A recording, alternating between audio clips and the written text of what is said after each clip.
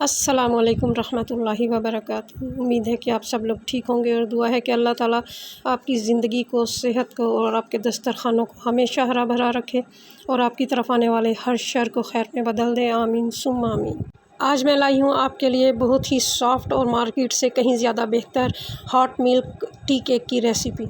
तो आप इस रेसिपी को ओवन में भी बना सकते हैं और विदाउट ओवन इसको कैसे बनाते हैं ये भी मैं आपको बताऊंगी। मार्केट से मिलने वाले टी केक की निस्बत ये क्वांटिटी में भी और क्वालिटी में भी कहीं ज़्यादा बेहतर होता है। आप एक दफ़ा इस रेसिपी को ज़रूर ट्राई कीजिए।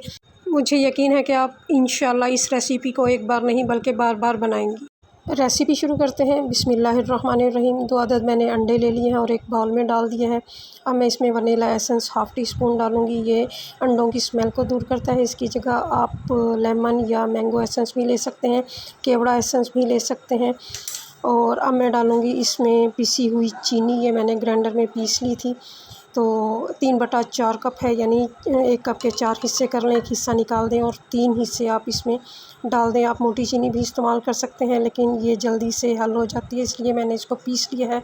तो अब हैंड व्हिस्क की मदद से मैं इसको मिक्स कर लूँगी। आप इसको ग्राइंडर में भी बना सकते हैं और इसको एक बीटर से भी बीट कर सकते हैं। हमें इसको अच्छी तरह से मिक्स कर लेना है। अच्छी तरह से मिक्स करने का मतलब ये है कि चीनी इसमें अच्छी तरह से डिज़ोल्व हो जाए। तो मकसद हमारा इसको मिक्स करना है, इसको फ्लफ़ी करना नहीं है। इसीलिए अगर आपके पास एक बीटर नहीं है तो आप इसको हैंड व्हिस्क से बड़ी आसानी से बना सकती हैं। अब मैं इसमें ऑयल डालूँगी। 1/4 कप मैंने इसमें ऑयल डाला है। 1/4 कप का मतलब है कि आप 1 कप के 4 हिस्से कर लें और 1 हिस्सा इसमें डाल दें और 3 हिस्से रहने दें। तो अब हमने इसको अच्छी तरह से मिक्स करना है कि ऑयल और अंडे बिल्कुल अच्छी तरह से मिक्स हो जाएँ। ऑयल अलग नज़र नहीं आना चाहिए। अब मैं इसमें 1 कप मैदा डालूँगी।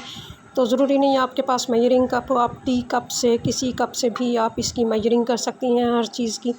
तो 1 कप मैंने इसमें मैदा डाल दिया है। अब मैं 1 टीस्पून इसमें बेकिंग पाउडर डालूँगी। बेकिंग सोडा नहीं, बेकिंग पाउडर मैंने डाला है।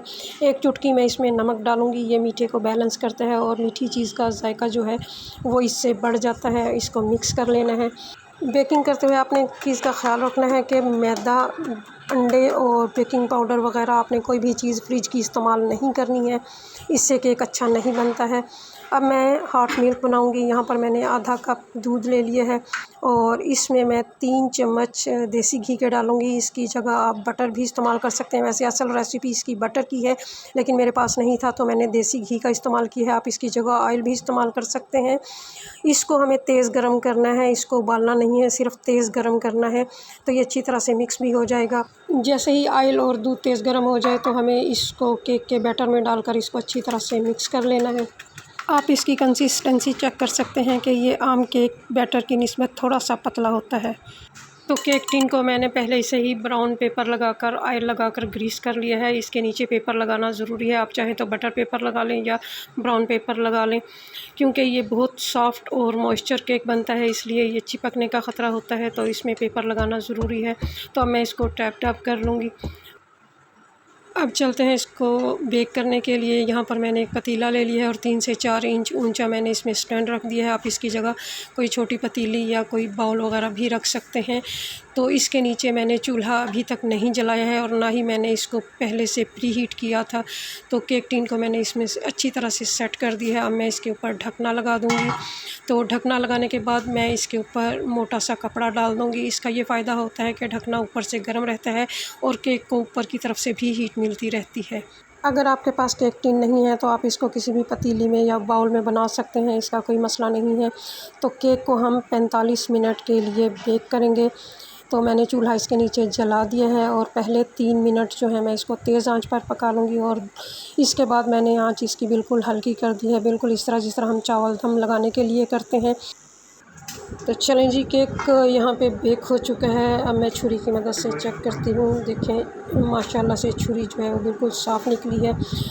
तो 45 मिनट बाद जब मैंने इसको देखा था तो इसमें भी थोड़ी सी कसर थी। मैंने 5 मिनट इसको और बेक किया है। अब ये अच्छे से बेक हो चुका है। तो कमी बेशी जो है वो हो सकती है टाइमिंग की। तो अगर थोड़ा सा कच्चा रह जाए तो आप इसको 5 मिनट और बेक कर लें। तो अब इसको गरम गरम ही हमें क्लिंग रैप से या प्लास्टिक बैग में डालकर इसको रैप करके मुकम्मल बंद करके इसको रख देना है, ताकि इसका मॉइस्चर जो है वो इसके अंदर ही रहे। और इस तरह करने से केक जो है वो बहुत नरम और मुलायम होगा ये जो है ट्रिक आपने इसको बिल्कुल भी स्किप नहीं करना है, इसी की वजह से ये इतना मॉइस्चर और सॉफ्ट केक बनता है। तो अब मैं इसको 10-15 मिनट के लिए इसी तरह रख दूँगी। तो 10-15 मिनट हो चुके हैं। अब देखिए माशाल्लाह से मैं आपको ये निकाल कर दिखाती हूँ।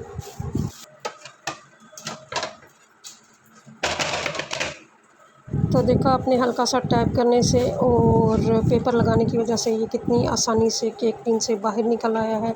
तो अब मैं इसका ये पेपर जो है वो सारा उतार दूँगी। देखिए माशाल्लाह कितना खूबसूरत हमारा केक बेक हुआ है और कितना सॉफ्ट है, बिल्कुल भी ना जला है और ना सख्त है। तो अभी मैं इसके पीसीज़ काट लूँ, फिर मैं आपको दिखाती हूँ कि इसके अंदर का टेक्सचर कैसा है।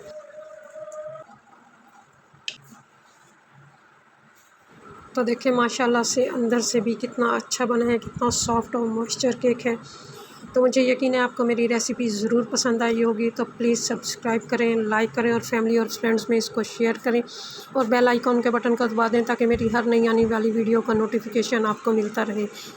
और अगर आप इस रेसिपी को ट्राई करें तो ज़रूर कमेंट्स करके बताइए कि आपको मेरी रेसिपी कैसी लगी और आपकी रेसिपी कैसी बनी। चलते चलते आखिरी बात, ढूंढने पर वही लोग मिलते हैं जो खो गए हों, वो नहीं मिल सकते जो बदल गए हों। फ़ी अमानिल्लाह।